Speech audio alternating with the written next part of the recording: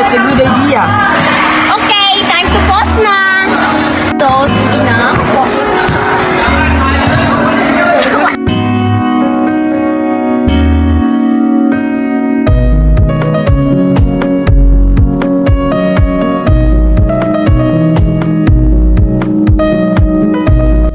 Oh my God! Look, Pika! This is you? Oh my God, kahapon to. Sino boss? Ba't ako ganda ng pangit-pangit ko? Oh my God! Kaya, Alam ko na, yung babaeng, sino katabi mo? yung mute friend ko, nakilala ko kahapon. Sinapa ko.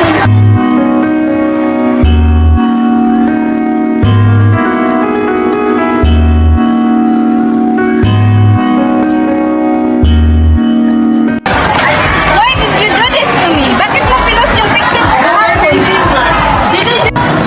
Eh, bakit ka naman nagalit? Eh, hindi naman namin yung sinasadya.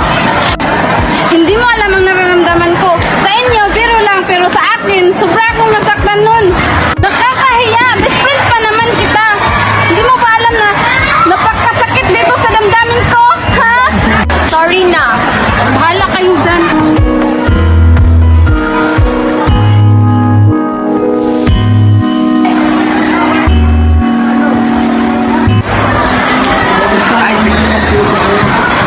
Jay, malakas to mangingi ng tulong.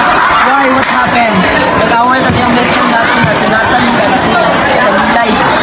Bakit? Ano naman bang pinag-awayan nila? Hindi ko alam, si Natalie tanongin mo. O Natalie, bakit? Ano bang nangyari? Nag-post kasi ako. Hindi ko naman alam na magagalit pala siya eh. Nagkatuwaan lang naman kami. Bakit? Ano bang pinost mo? Pwede ko bang makita? Ito. Kaya naman pala nagalit siya. Pinagkakatuwa naman talaga ang larawang ito. Tapos ano bang sinabi niya sa'yo? Galit siya sa akin kasi nakakahiya daw yun.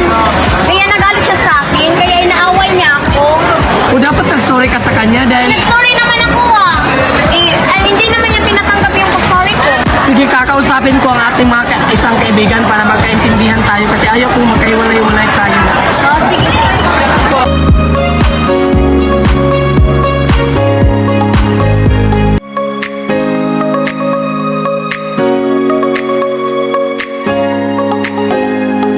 Mama kayo sa akin.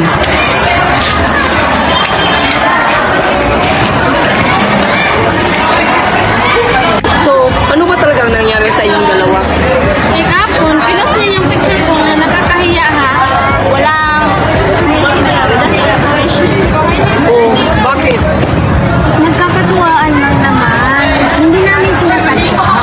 O, so dapat tumingin ka ng tawad sa kanya dahil nakakahiya naman talaga yung pinost mo. Kasi siya nagsabi na ipopost raw. O, ba't mo naman ginawa yun? Kasi nakakatawa na eh. O, di naman, bali na nakakatawa yung nakita nyo na raw i-post niyo na agad. Okay, mag-sorry kayo sa kanya dahil nakakahiya naman talaga yung ginawa nyo.